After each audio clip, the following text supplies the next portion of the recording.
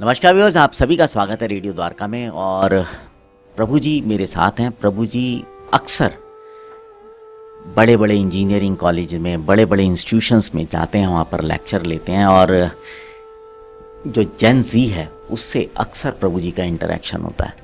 तो जो मेरा आज का जो प्रश्न है वो प्रभु जी से उसी बात को लेकर है कि प्रभु जी आप इतने लोगों से, इतने यूथ से, इतने बच्चों से अलग अलग देश के हिस्सों में मिलते हैं। जी जी। तो क्या आपको ऐसा लगता है उनसे मुलाकात करके कि जो जेन ज़ी है वो भगवान को कूल समझती है या भगवान को किस तरह से वो लेती है? देखिए जेन ज़ी जो है वैसे तो बेचारी भोग विलास के जगत में पैदा हुई है, तो उनका दोष भी कहीं ना कहीं नहीं है, बिकॉज वो इंटरनेट एरा पैदा हुई है वो।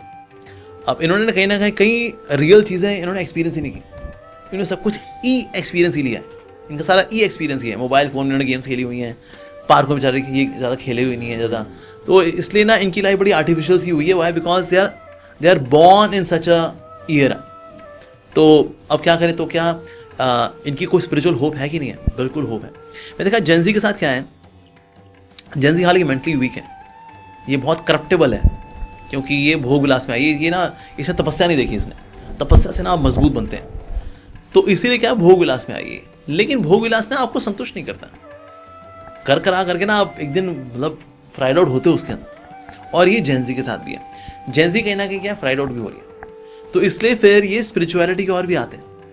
इसे आप देखिए आज कितने हमारे जो स्पिरिचुअल गुरुज हैं यूट्यूब पे इतने फेमस हैं, और सबके व्यूज़ भी अच्छे आते हैं। ऐसे नहीं हुआ कि 2-3 हज़ार व्यूज़, ना ना ना ना ना। तो कई बड़े बड़े दिग्गज हैं, जैसे प्रेमानंद जी महाराज जैसे हो गए, या फिर अब आचार्य प्रशांत हो गए, सदगुरु हो गए, ऐसे कई स्पिरिचुअल टीचर्स हैं, गौर गोपाल प्रभु हो गए, गौरांग प्रभु हो गए, मतलब लाखों व्यूज़, मिलियंस ऑफ व्यूज़। और इनको देखने वाले कौन है? जेन ज़ी।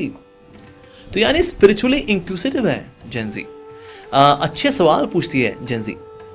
जैसे मैं कल IIT गुवाहाटी में था, तो मेरा सेशन था करीब 45 मिनट्स का, उसके बाद 1.25 घंटा तो Q&A चला। देवर आस्किंग, और ये है कौन? जेन ज़ी है, राइट। ऐसे मैं गया था रामजस कॉलेज के अंदर दिल्ली में ही, सो वहाँ पर सेशन था मेरा। तो उस दिन इंडिया साउथ अफ्रीका मैच भी था, और इंडिया साउथ अफ्रीका मैच था, तो ऑर्गेनाइजर्स ने कहा प्रभु जी थोड़ा ना हमें याद नहीं रहा, मैंने देखा नहीं इस बात को कि आज मैच है इंडिया साउथ अफ्रीका का, तो हो सकता है बच्चे ना बीच में उठ के चले जाएं, आप बुरा मत मानेगा। मैंने कहा इट्स ओके, आई अंडरस्टैंड। तो जब मैच का समय हुआ तो मैंने अनाउंस किया, मैंने कहा कोई जाना चाहे जा सकता है, मैं जानता हूँ आज इंडिया साउथ अफ्रीका मैच है 2020, anybody wants to leave they can leave, no problem. तो उसमें पीछे के 4-5 बच्चे वो चले गए होंगे, अदरवाइज 95-99% जो बच्चे हैं वो बैठे रहे। In parallel India South Africa match चल रहा है 2020, but they are sitting in the auditorium and they are listening. उसके बाद फिर सेशन तो मेरा हो गया 1 घंटे का, उसके बाद देन 2-2.5 घंटा जो है Q&A चला। और हो सकता भाई सेशन खत्म हो गया, चलो यार कुछ तो मैच देख लें, पर वो मैच देखने नहीं जा रहे हैं, वो Q&A कर रहे हैं मेरे साथ। बल्कि ऑर्गेनाइजर को आखिर बोला पड़ा 3 घंटे हो चुके हैं, अब समय हो चुका है, हमें बंद करना पड़ेगा इसको। Then in this way it was close. यानी कि जेन ज़ी स्पिरिचुअली इंक्विजिटिव भी है, बट शायद उसको मौका नहीं मिलता समझने का, या उसके क्वेश्चंस का कहीं आंसर नहीं मिल रहा। एग्जैक्टली।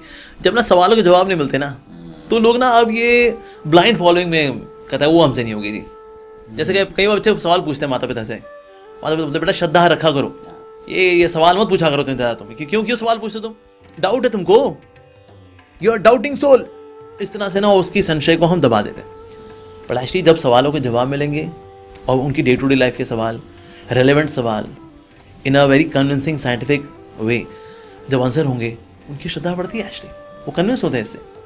साथ ही उनको अच्छे रोल मॉडल भी चाहिए। अब तक ना उन्होंने सिर्फ पाखंडियों को देखा है मीडिया में कि फला फला पाखंडी था, कपटी था, किसी बेटी लेके भाग गया, किसी को पैसा लेके भाग गया। अब ऐसे एग्जाम्पल्स ही अगर देखे हुए ना, तो भी लोग फिर साधुओं को रोल मॉडल नहीं बनाते।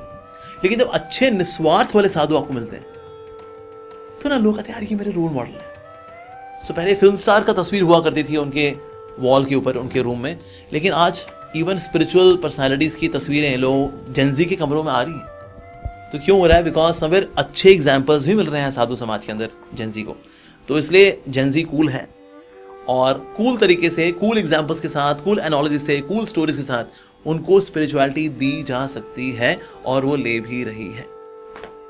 बहुत बहुत धन्यवाद प्रभु जी, क्योंकि अक्सर ये समस्या जो है वो सबके सामने रहती है कि, और ये जो प्रश्नों के उत्तर हैं एक्चुअली इसके जवाब कई बार घर में भी नहीं मिल पाते हैं। तो इसीलिए शास्त्रों को पढ़ना, समझना, अच्छे लोगों को सुनना बहुत ज़रूरी है। और आजकल तो बहुत आसान हो गया है, जो इंटरनेट है उसका सबसे बड़ा लाभ यही है कि आप किसी को कहीं भी घर बैठे सुन सकते हैं। तो प्रभु जी बहुत बहुत धन्यवाद समय देने के लिए। सो व्यूअर्स, उम्मीद करता हूँ ये कार्यक्रम आपको आपके प्रश्नों के उत्तर दे पाया होगा। अब आपसे विदा लेते हैं, जुड़े रहें रेडियो द्वारका के।